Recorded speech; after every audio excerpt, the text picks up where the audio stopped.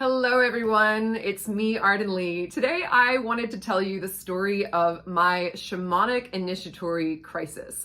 What is a Shamanic Initiatory crisis, you may be asking, and it's a great question. It's a question that I didn't even know the answer to until several years after it happened to me. But what I did know at the time was that I was at a low place in my life. I had been through a really devastating breakup, and I felt like I wanted to hit a reset button. And I was connected to a number of folks who were in transformational spaces, and one of them was studying to become a shaman with an indigenous lineage in Brazil. And he was practicing in California, but he was going to Brazil for his training. And he offered to have me be a part of an ayahuasca ceremony that he was holding. And I said yes, because it felt like something that I should do at the time. And the ceremony fell on Easter Saturday, and I was 33 years old. And for those of you who grew up with Christian upbringings, you probably remember Jesus was 33 in the year that he died. And Easter Saturday, right, if you remember the Nicene Creed, I don't know if you do, I do, 12 years of Catholic school, but basically what it says is, he rose from the dead, and on the second day he descended into hell, and he freed everyone's souls, and on the third day he ascended into heaven, right? So it was also that day, it was a blood moon lunar eclipse. So there I was, Easter Saturday of my Jesus year, on a blood moon lunar eclipse, and I decided to do an ayahuasca ceremony, because why not? Now, my extent of experience with consciousness altering substances at that point in my life was pretty slim. I had eventually gone on to try cannabis when I was in my 20s, and I had also, I'd spent quite a few years before moving to LA. I'd spent quite a few years living in New York. So of course I tried coke at some point, right? Like everyone in New York does at some point. I have a heart murmur. It gave me palpitations. I did not like it. So my experience with substances was pretty slim. And I went into this ceremony with all of the reckless, just bring it on, let's party, who cares, right?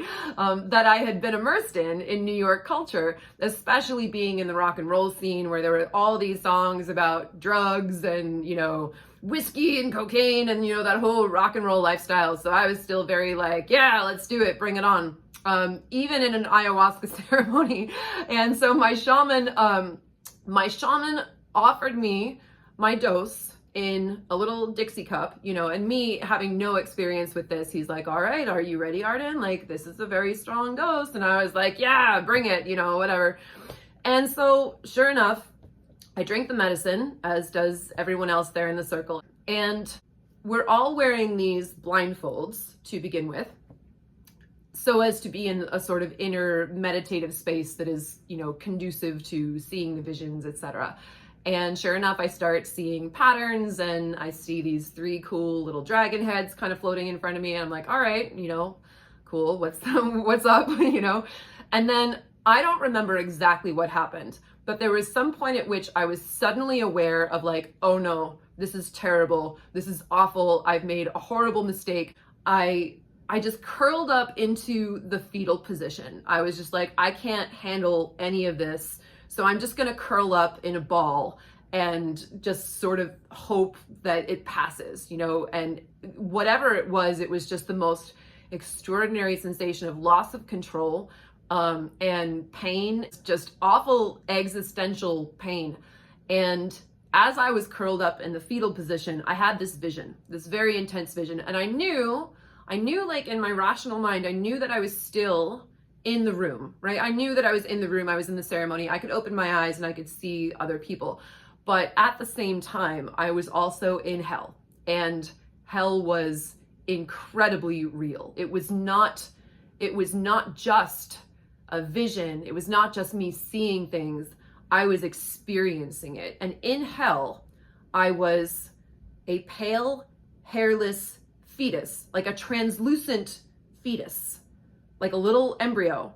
And I was being held down in a pool of boiling blood lava by 4 red scaly demons that I remembered having drawn in my 5th grade art class. And there I was, and the pain that I was in was just it was like an infinite XY axis of pain. It was infinitely intense and it was infinitely eternal. I was experiencing all the pain in all of the world all at once through all eternity, but in this one moment in time.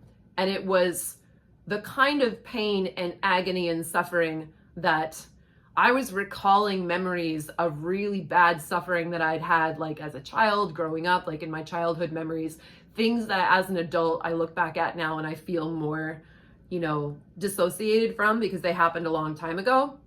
But in that moment I was back in them, and it was all of that, and the breakup happening. It was like my lover leaving me all over again, and my father's abuse, and just everything was awful. And there was nothing I could do. I was struck by this sensation that any defenses that I had learned that might have helped me in the world out here, such as persuasion, seduction, NLP, parkour, Krav Maga, anything physical that I could have defended, or anything psychological, any defenses that I had were just, nope, you are a pale, hairless, translucent fetus, completely powerless against these 4 red scaly demons who are holding you down in the pool of boiling blood lava. So it was a great time. And there I am, and I had this thought all of a sudden, right? I had this thought, and because I remembered some of my friends saying to me, like, oh, this is going to be so good for you. Like, you're going to love this. You're going to really get amazing things out of this ceremony. And I suddenly got so angry. I was like, who thought this would be a good idea? This is awful. And I remember being like, I paid for this shit, right? I paid I think like $250 to attend the ceremony, which is actually it's really a pretty good price. But I was like, I can't believe I paid to experience this. I chose this.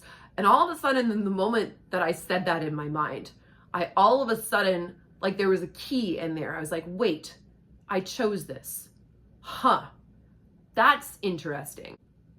And it's about this time, and it's been, it feels like it's been ages. I don't know if you've done psychedelics, but especially with ayahuasca, and especially a first time in ayahuasca, the time distortion that happens is just wild, right? That you can have these moments that really feel like an entire eternity, like Inception, right? That happens just in a single moment. And I remember my shaman at that point speaking up and saying, all right, everyone, we are at hour 1 of our journey. Can you believe we have had so much transformation in only this 1 hour? We've got 5 more to go. And I'm there in hell, right? In the pool of boiling blood lava being like, no, I can't do another 5. I barely got through the first hour. I cannot do another 5 hours of this. And I kind of open one of my eyes and I look around, and everyone else in the room is like, la la la la, they are happy, they're blissed out. I'm over here, in my part of the circle, curled up on the ground in the fetal position, rocking back and forth and shaking, and everyone else seems to be having this amazing blissed out journey. And in that moment, I saw heaven and I saw hell, and I came to know that they are very real. Maybe they are not physical places, but the difference between heaven and hell, you can experience them both in the same room, and it all depends on the state that you are in. And I remember looking around the room and actually thinking wow, Christianity actually got a lot kind of right. It kind of sucks that they've distorted it so much, but at that point I had really distanced myself from Christianity because of its obvious problems, and having grown up with it, then you become an adult and you're like, oh yeah, that's all a bunch of bull or whatever. And I remember being like, wow, actually no, heaven and hell are real. It's just they're not the way that they're, that they were taught to me in school anyway. And so I remember thinking distinctly to myself in that moment, what if I could choose to have the experience that everyone else here is having? What if I could choose to be in heaven? what if I could choose to have the experience that everyone else is having? What if I could choose right now to also be in heaven? So I started thinking in my mind, because I realized that there had been a key in some of the language that I had chosen. When I said I chose this, I suddenly had that key come through. And so I thought, all right, I'm gonna try and use my words to affirm my reality. So I was like, okay, I am going to choose peace. I am going to choose peace. I'm going to choose peace. And I was like, nope, that's not working. That's not doing anything. Then I realized, I'm like, oh, I'm saying I'm going to choose peace. I'm putting that in the future, actually. So if I really want it to work, I should say, like, I'm choosing peace, right? I choose peace. I choose to be at peace. No, that didn't work either. How about I am at peace? And I said the words in my mind. I said, I'm at peace. I'm at peace. I'm at peace. Oh my goodness. And then the second that I stopped, right? The second that I let up, my neural pathways pulled me back in and was like, nope, you're in hell, right? I was like, oh my God, I'm at peace. I'm at peace. I'm at peace. I'm at peace. And I realized in that moment that what was happening in my mind was that my neural pathways were like undergoing a boot camp where they were being, in every moment, in every single second that passed by, I had to choose peace again and again and again to maintain being in that state. So there I am, and I'm curled up in the fetal position on the floor, still in the pool of boiling blood lava. And all of a sudden I see this golden light come down. And it's really like a golden sugar cane. Like if you know those pieces of sugar cane that you get in really fancy mojitos, it looked like that. And I went to sit up, and climbing the golden sugar cane out of hell is literally the hardest thing that I have ever done in my life. And that sounds like it may be an exaggeration, but I'd like to remind everyone, like, I've been through a lot of stuff in the mundane world.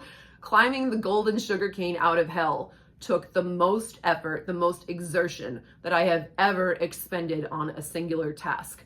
And it was like climbing the rope in gym class, you know? It was like, I wasn't like athletic or anything growing up. I was a dancer, but I had like no upper body strength. So climbing the golden sugar cane was like when you're using every single ounce of strength, and all like the cool mean girls are down there looking at you and they're about to make fun of you. And so you have to really use like every single, just like 110% of whatever reserves of strength you have to climb up, like climbing, again, like climbing the rope in gym class. And I sat up, and then from sitting up, I suddenly was able to be like, all right, I'm at peace. I'm at peace. I'm at peace. I'm at peace. And I sat there, and my shaman had handed me a little sort of a brass sacred geometry kind of object, like a little tchotchke to hold in my hands to ground me, right? And I just remember turning it over in my hands over and over again, just being like, I'm at peace, I'm at peace, I'm at peace, I'm at peace.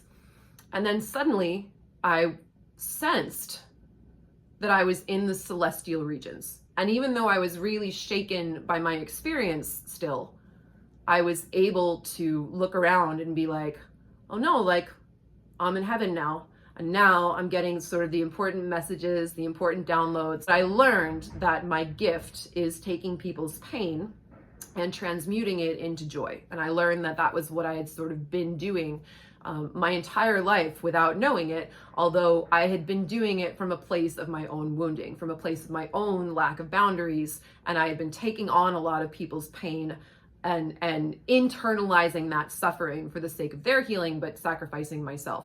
And I was like, I was so angry at this whole experience by this point. I was just like, fine, I'm a healer. What's in it for me? And the answer that I heard back was, you're very good at experiencing people's pain with them. The more pain you are able to transmute into joy, the more joy there will be in the world. And then you get to experience that joy with them as well. And that was the big lesson that I took out of that ceremony. I didn't really understand a lot about what had actually happened at the time, although I did think it was very interesting that, again, I had gone into hell on Easter Saturday, and by the time it was Sunday, right, by the time it had passed midnight, I was in the celestial regions. I was in heaven, which was exactly the path that Jesus took when he was 33. And I thought that was a rather interesting coincidence. But I kind of just let that experience be what it was. I don't really think I had a lot of proper integration of it until years later when I began to understand more and more about my journey. And it took me 2 years, but I did go back to ceremony again. And at that time, I did 10 ceremonies within the span of 5 months, and that's when I began to download the information that would later lead me to creating the Repatterning Project, which, by the way, I have opened registration for the summer 2023 round. So if you're listening and you're interested in that, reach out to me. We begin on July 16th, but you're going to want to reach out before May 31st, because if you reach out before then and you sign up before then, there is an early bird discount. So anyway, I'll leave information in the description, but just know that we are beginning again July 16th this summer. I'm super excited and looking forward to it. But it was not until 2022 when I read this book, The Way of the Psychonaut, that I really started to understand a little bit more about what had happened to me, because there is a chapter in here. This is by Stanislav Grof. And there's a chapter in here on spiritual emergency, right? Like what happens when someone has a spiritual crisis or a spiritual awakening that happens that maybe they don't fully understand. And one of these 11 types of spiritual emergency is called the Shamanic Initiatory crisis. So there I am reading this book, and here it goes, right? The career of many shamans, witch doctors or medicine men and women in different cultures, begins with a dramatic, involuntary, visionary state that anthropologists call shamanic illness. During such episodes, future shamans usually withdraw psychologically or even physically from their everyday environment and have powerful, holotropic experiences. They typically undergo a visionary journey into the underworld, the realm of the dead, where they are attacked by demons and exposed to horrendous tortures and ordeals. This painful initiation culminates in experiences of death and dismemberment, followed by rebirth and ascent to celestial regions. This might involve transformation into a bird, such as an eagle, falcon, thunderbird, or condor, and a flight to the realm of the cosmic sun. The novice shaman can also have the experience of being carried by these birds to the solar realm.